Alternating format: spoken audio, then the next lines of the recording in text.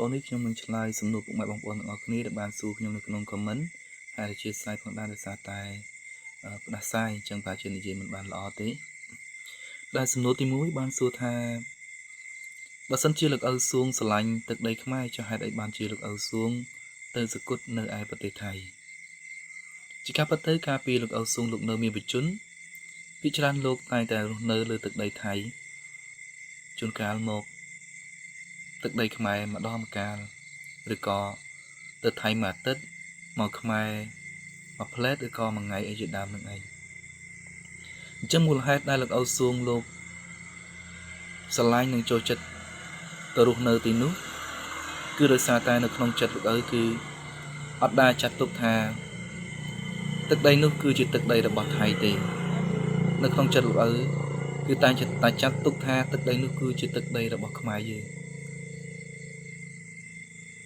ហើយជាការពិតទឹកដីទាំងនោះគឺជាអតីតទឹកដីរបស់ខ្មែរយើងមែន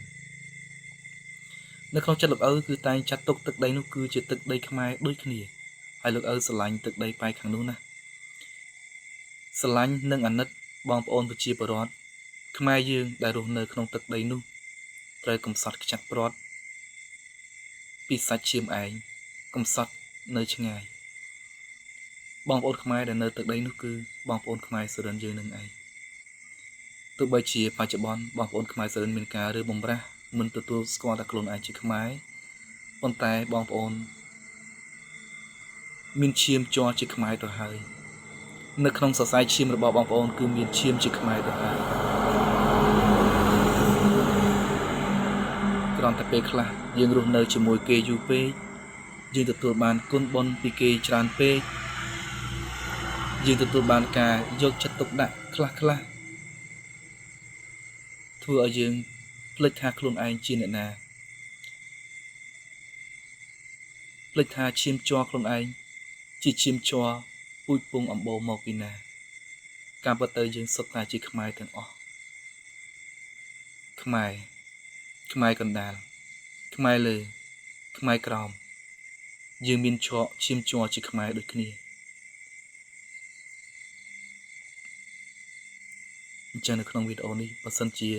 មានសំណាងខ្ញុំចង់ឲ្យបងប្អូនខាងខ្មែរសុរិនបានឃើញថាជាការពិតទៅយើងនៅតែជាខ្មែរតែមួយប៉ុន្តែមួយរយៈនេះពួកយើងបានធ្វើឲ្យរបួសបេះដូងក៏កើតរៀងខ្លួនរវាងខ្មែរនិងខ្មែរគ្នាឯង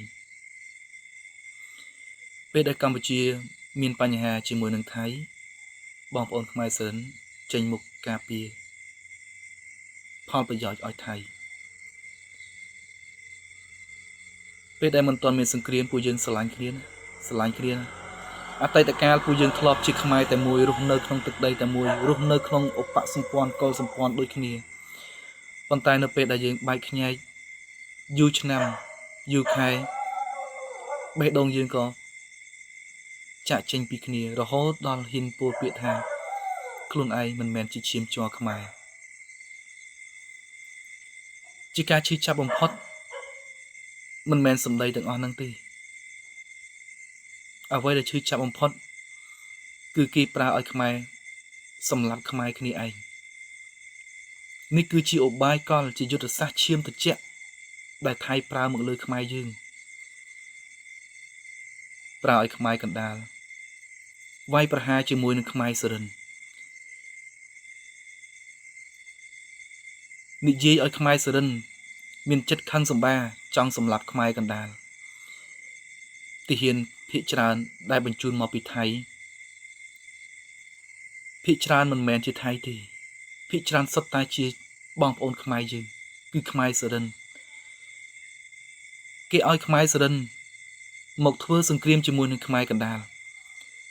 ដើម្បីបំបត្តិពូជឈាមជ័រខ្មែរនៅក្នុងទឹកដីថៃគេដឹងហើយថាมันអាចដណ្ដើមទឹកដីខ្មែរបានទេมันអាចដណ្ដើមទឹកដីខ្មែរបានទេពីព្រោះថាពិភពលោកមានច្បាប់ពិភពលោកមិនមែនរស់ដោយសេរីមិនមែនវាយកាប់ចាក់ប្រហារគ្នាដណ្ដើមយកដីដោយកាលពី1000ឆ្នាំមុនមិនមែនដោយ9300ឆ្នាំមុនទេសម័យកាលគេគឺមានច្បាប់ ទោះបីជាប្រយុទ្ធយ៉ាងណាក៏គេនៅតែស្វែងរកឯកសារផុសតាងច្បាស់លាស់ដើម្បីវេកញែកលើរឿងព្រំដែនលើរឿងទឹកដីដែរគេដឹងថាมันអាចនឹងវាយយកទឹកដីបានទេប៉ុន្តែគេប្រើយុទ្ធសាស្ត្រមួយគេប្រើកលល្បិចមួយគឺធ្វើឲ្យខ្មែរនិងខ្មែរសម្លាប់គ្នាឯងហើយប្រជាជាតិដែលបាត់បង់ច្រើនជាងគេគឺខ្មែរសរិននឹងឯងមនុស្សដែលស្លាប់ច្រើនជាងគេគឺខ្មែរសរិននឹងឯងឧបាយកលដែលខ្ញុំចាប់បានពីមហាថ្លឹកនៅក្នុងប្រទេសថៃគឺគេមានចេតនាកំទេចជនជាតិខ្មែរសរិនចេញពីទឹកដីថៃយុទ្ធសាស្ត្រគេច្រើនបងប្អូនមើលយល់ទេមើលយល់យុទ្ធសាស្ត្រទេគេនិយាយចាក់ប្រវត្តិសាស្ត្រតិចតួចគេផ្ដល់ផលប្រយោជន៍តិចតួចបងប្អូនយើងក៏ភ្លេចថាយើងជាខ្មែរហើយមកវាយប្រហារសម្លាប់ខ្មែរគ្នាឯងនេះគឺជារឿងដែលទុកនៅរបួសឈឺចាប់ខ្លាំងមែនទែនសម្រាប់ខ្មែរយើងអញ្ចឹងបើសិនបើវីដេអូនេះបានដល់បងប្អូនខ្មែរសិនខ្ញុំសង្ឃឹមថាបងប្អូនខ្មែរសិនយើងនឹងពិចារណាទឹកដីទាំងនោះគឺសុទ្ធតែជាទឹកដីរបស់យើងសុទ្ធតែជាទឹកដីដែលដូនតាខ្មែរយើងទាំងអស់បានពលីសាច់ស្រស់ឈាមស្រស់ដើម្បីការពារដើម្បីថែរក្សាដើម្បីคุ้មគ្រងប៉ុន្តែដោយឧបាយកលរបស់ថៃបានធ្វើឲ្យពួកយើងបែកបាក់សាមគ្គីគ្នាបានធ្វើឲ្យយើងប្រះព្រាត់ឆ្ងាយពីគ្នាបែងចែកជាបកជាពួកជាខ្មែរលើខ្មែរកណ្ដាលរហូតដល់មានខ្មែរក្រោមនេះហើយការបែកបាក់សាមគ្គីដោយការចាក់សម្ដីដោយឧបាយកលរបស់ពួកសៀមចឹងខ្ញុំសង្ឃឹមថានៅក្នុងវីដេអូនេះបងប្អូនខ្មែរសិរិនយើងនឹងបានយល់ទាំងអស់គ្នាសំណួរទី2ខ្ញុំនឹងឆ្លើយបើសិរិនថងស្រឡាញ់ប្រាសាទទាំងនោះចុះហេតុអីបានជាសិរិនថងឲ្យគេកំទេចប្រាសាទតាក្របីសម្រាប់សិរិនថងគេចាត់ទុកថាប្រាសាទទាំង3នេះគឺជាកូនសោដ៏សំខាន់ក្នុងការដាក់អំពើក្នុងការធ្វើរឿងខ្មៅងឹតរបស់គេយើងជាខ្មែរយើងមិនដែលស្រាវជ្រាវដឹងទេប៉ុន្តែគេអ្នករៀនគេអ្នកព្យាយាមរៀនពីខាងហ្នឹងគេចាត់ទុកថាប្រាសាទទាំង3នេះគឺជាកូនសោដ៏សំខាន់សម្រាប់ដោះអំពើសម្រាប់ដាក់បណ្ដាសាសម្រាប់ដោះបណ្ដាសានៅក្នុងប្រទេសថៃនិងដាក់បណ្ដាសានៅក្នុងប្រទេសកម្ពុជាយើងអញ្ចឹងបើសិនបើគេមិនអាចទទួលយកបានទេកូនសោមួយនឹងត្រូវវាយកំទេចចោលដែលធ្វើឲ្យកម្ពុជាយើងតគ្រប់ចំនួនមិនអាចដោះសោនឹងចេញបានទេនេះជាចេតនាមួយប៉ុន្តែខ្ញុំគិតថាសិរិនថងក៏គិតខុសដែរកូនសោមិនមែនមានតែមួយនឹងទេយើងមានវិធីសាស្ត្រច្រើនដើម្បីដោះបណ្ដាសាដើម្បីដោះមុនវិជាខ្មៅនឹងបានអញ្ចឹងបើទោះបីជាគតិចប្រាសាទតាក្របីដែលជាប្រាសាទដែលមានបារមីខ្លាំងកំទេចប្រាសាទព្រះវិហារដែលជាប្រាសាទដែលមានបារមីខ្លាំងយ៉ាងណាក៏ដោយក៏យើងនៅតែមានកូនសោក្នុងការដោះដែរនិយាយដល់ចំណុចនេះខ្ញុំនឹកឃើញពាក្យស្រាលនៅក្នុងបទនគររាជបទទី2ដែលគេនិយាយថាប្រាសាទសិលាកំបាំងកណ្ដាលព្រៃគួរឲ្យស្រមៃនឹកដល់យុស័កមហានគរជាតិខ្មែរដូចថ្មគង់វង្សនៅល្អរឹងពឹងជំហរយើងសង្ឃឹមពរភ័ព្វព្រេងសំណាងរបស់កម្ពុជាមហារដ្ឋកើតមានយូរអង្វែងហើយនៅក្នុងបទនេះគ្រាន់តែរំលឹកខ្លះៗថាខ្មែរយើងគឺធ្លាប់កកើតជាមហារដ្ឋគឺជាអាណាចក្រដ៏ធំសម្បើមជាអាណាចក្រដ៏រុងរឿងសម្បើមអញ្ចឹងតាមសាវតាដែលយើងធ្លាប់មានសង្ឃឹមថាកូនចៅខ្មែរទាំងអស់ក្រោកឈរឡើងទាំងអស់គ្នារួបរวมសាមគ្គីគ្នាហើយការរួបរวมសាមគ្គីនឹងហើយគឺជាកូនសោទី1ដែលអាចជួយជាតិយើងឲ្យរុងរឿងឲ្យដូចកាលសម័យអាណាចក្រនគរជាតិខ្មែរដូចថ្មហើយលោកបានដាក់ថាប្រាសាទសិលាកំបាំងកណ្ដាលព្រៃ ពាក្យថាប្រាសាទសិលាកំបាំងកណ្ដាលព្រៃនេះគឺជាពាក្យដែលគួរឲ្យសំណោះសំណោកណាស់ពីព្រោះថាជាច្រើនឆ្នាំមកហើយជាច្រើនទសវត្សរ៍មកហើយដែលយើងតែងតែទុកមរតកដូនតាយើងកប់ចោលយ៉ាងជ្រៅនៅក្នុងព្រៃទាំងអរិយធម៌ទាំងវប្បធម៌ទាំងប្រាង្គប្រាសាទសិលាមិនថែរក្សាមិនលើកតម្លៃមិនជួយជ្រោមជ្រែងឲ្យរុងរឿងចម្រើនឡើងការពិតទៅចង់ធ្វើអ្វីមួយជោគជ័យចង់កែច្នៃមួយឲ្យល្អប្រសើរយើងមិនបាច់ទៅស្រាវជ្រាវអីថ្មីទៀតក៏បានដែរត្រឹមតែសម្បត្តិដែលដូនតាយើងបន្សល់ទុកឲ្យនេះគឺវាច្រើនក្រាស់ក្រែលណាស់ទៅហើយដែលត្រូវឲ្យកូនចៅគិតកែច្នៃយ៉ាងណាឲ្យបានល្អស្អាតគិតក្នុងការលើកតម្កើងយ៉ាងណាឲ្យបានល្អស្អាតបន្ទាប់ពីការគិតកែច្នៃរបស់បុរាណរបស់ជាមរតកហើយទើបយើងប្រឹងប្រែងស្វែងរកនៅអ្វីដែលថ្មីបន្តទៀតដើម្បីពង្រឹងមហានគរយើងឲ្យរីកចម្រើនប៉ុន្តែគួរឲ្យស្ដាយដែលប្រមាណទសវត្សរ៍មកនេះគឺយើងបានបំភ្លេចសឹងទាំងអស់ទើបតែប្រមាណឆ្នាំមកនេះទេចាប់ផ្ដើមកូនខ្មែរចំនួនក្រោយមានការលើកតម្កើងមកវិញអញ្ចឹងខ្ញុំសង្ឃឹមថាតទៅមុខទៀតយើងនឹងធ្វើឲ្យកូនសោទី1នេះហោះចេញឡើងដើម្បីដោះនៅបណ្ដាសានៃការរងទុក្ខវេទនារបស់ជនជាតិខ្មែរប្រមាណទសវត្សរ៍មុនហើយកូនសោទី2នៅតាមប្រាង្គប្រាសាទមួយចំនួនដែល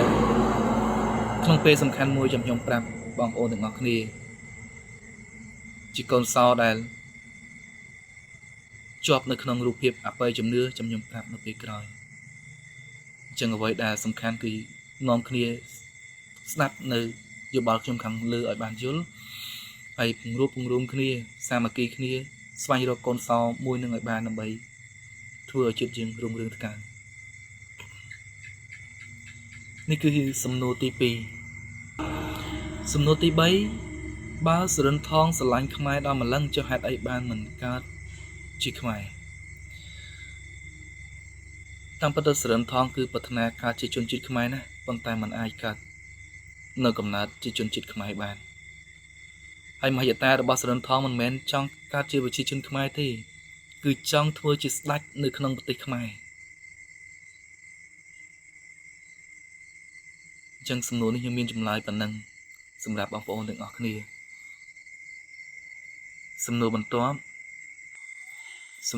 សួរថាតើពេលណាលោកអ្នកមានបនបង្ហាញខ្លួនជាការពិតទៅលោកអ្នកមានបនប្រហែលជាកំពុងតែបង្ហាញខ្លួនហើយបងប្អូនចំណាំមើលថាបច្ចុប្បន្ននេះតើអ្នកណាដែលអាចដឹកនាំស្មារតីខ្មែរឲ្យរួបរวมគ្នាបាននោះចាត់ទុកថាជាអ្នកមានបុណ្យហើយមិនមែនម្នាក់ប៉ុន្តែអាចនឹងច្រើនអ្នកណាដែលអាចដឹកនាំស្មារតីខ្មែរឲ្យរួបរวมសាមគ្គីអ្នកណាដែលអាចនាំខ្មែរឲ្យមានចិត្តល្អបរិសុទ្ធស្អាតអ្នកនោះសុទ្ធតែជាអ្នកមានបុណ្យហើយសូម្បីតែបងប្អូនទាំងអស់គ្នាក៏មានចំណែកមួយនៅក្នុងពាក្យថាអ្នកមានបុណ្យដែរជាការពិតទៅកន្លងមកនេះបងប្អូនច្រើនតែប្រមាថមើលងាយជីវិតខ្លួនឯងប្រមាថមើលងាយទៅលើបុណ្យបារមីរបស់ខ្លួនឯងទាំងដែលការពិតទៅសាច់ឈាមសាច់លោហិតរបស់បងប្អូនទាំងអស់គ្នាសន្តានចិត្តរបស់បងប្អូនទាំងអស់គ្នាសុទ្ធតែបានកកើតពីកំណើតទេវតាមកទាំងអស់ប៉ុន្តែនៅពេលដែលយើងរស់រានក្នុងជីវិតជាមនុស្សជួបនៅបញ្ហាជួបនៅរឿងរ៉ាវជួបនៅភាពស្មុគស្មាញនៅក្នុងសង្គមក៏ធ្វើឲ្យចិត្តរបស់យើងក៏បណ្ដាលឲ្យចិត្តរបស់យើងមានការឈឺចាប់មានការទូរែកខ្លាំងពេកទៅជាសម្ពាធទាំងអស់ហ្នឹងបង្ខំឲ្យយើងមានលោភៈមោហៈទោសៈនៅក្នុងខ្លួនដែលធ្វើឲ្យផ្លូវចិត្តរបស់យើងលែងទទួលស្គាល់ថាខ្លួនឯងជាទេវតាជាមនុស្សដែលមានបុណ្យបារមីខ្ពស់ជាមនុស្សដែលមានទឹកចិត្តបរិសុទ្ធល្អតែតាមការពិតទៅបងប្អូនទាំងអស់គ្នានឹងហើយគឺជាទេវតាគឺជាអ្នកមានបុណ្យ គឺជាចំណែកមួយនៃអ្នកមានបុណ្យនៅក្នុងសកលលោកនេះដែរចឹងទេស្ដាប់សំឡេងខ្ញុំមួយនេះខ្ញុំក៏សង្ឃឹមថាបងប្អូនទាំងអស់គ្នានឹងវិលមករកសារធាតុដើមរបស់បងប្អូនវិញរក្សាចិត្តឲ្យបានល្អស្អាតនោះបារមីដ៏អស្ចារ្យរបស់បងប្អូននឹងវិលត្រឡប់មករកបងប្អូនវិញដូចជាអត់មានសំណួរបន្ទាប់ទេប៉ុន្តែខ្ញុំសូមបញ្យល់នៅរូបសំណាកដែលកំពុងតែមានការរិះគន់បន្តិចដោយសារតែឃើញមានការផុសច្រើនដែរប៉ុន្តែអត់ជាមានការបញ្យល់ទេគ្រាន់តែប្រាប់ថាជារូបសំណាកអ្វីអញ្ចឹងរូបសំណាកដៃ8ដែលកំពុងតែល្បីនឹងផ្ទុះការរិះគន់ទៅលើរូបព្រះដែលនៅជាប់ម្រាមជើងរូបសំណាកនោះមិនមែនជារូបរបស់ព្រះវិស្ណុទេប៉ុន្តែគឺជារូបព្រះពោធិសត្វគឺជារូបព្រះពោធិសត្វដែលលោកមានឈ្មោះថាអវលោកេតេស្វរៈឬក៏ព្រះពោធិសត្វលោកេស្វរៈអញ្ចឹងរូបចម្លាក់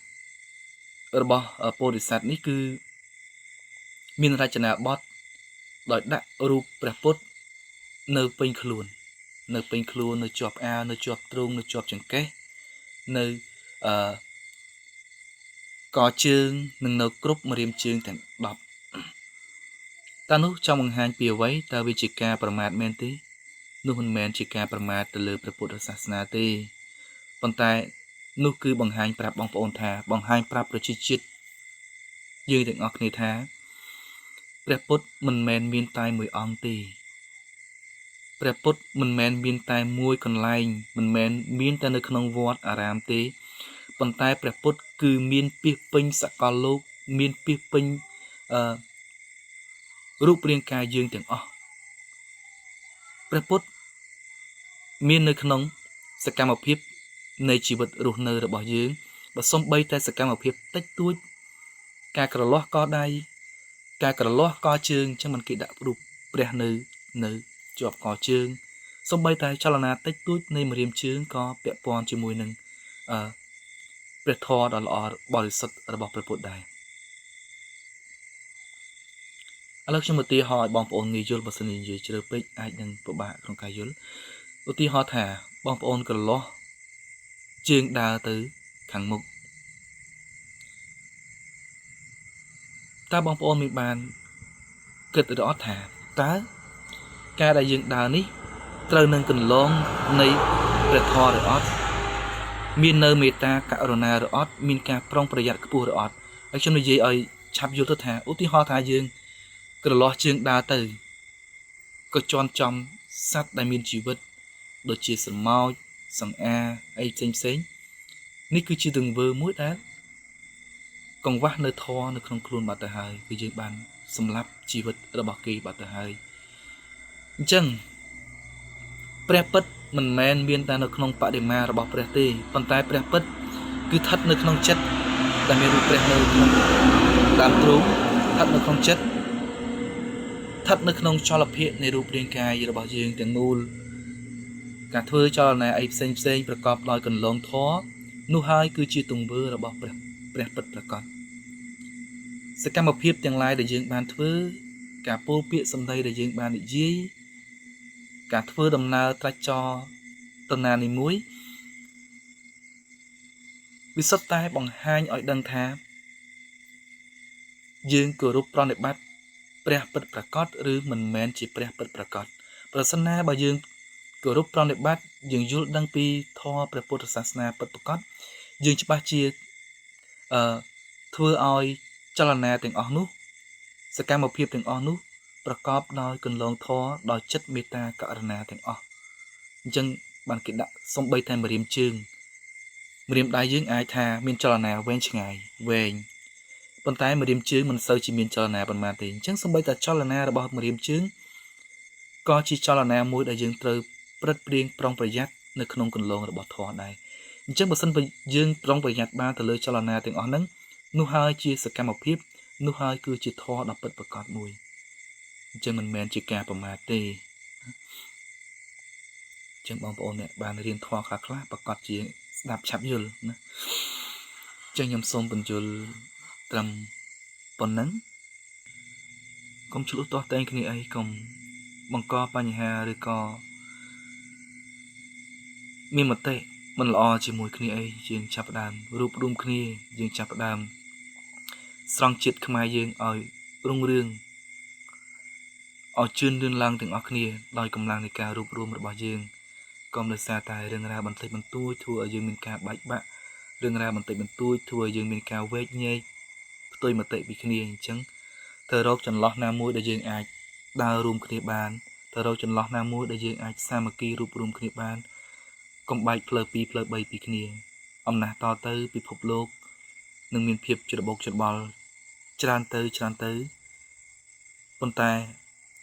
អំណាចដែលអាចថែរក្សាទឹកដីខ្មែរយើងឲ្យនៅគង់វង្សបានគឺអំណាចនៃការសាមគ្គីភាពរបស់ខ្មែរយើងឯងចឹងសង្ឃឹមថាបងប្អូនខ្មែរយើងនឹងរួបរวมគ្នាស្រឡាញ់គ្នាកុំមានការបែកខ្ញែកគ្នាឡើយអរគុណ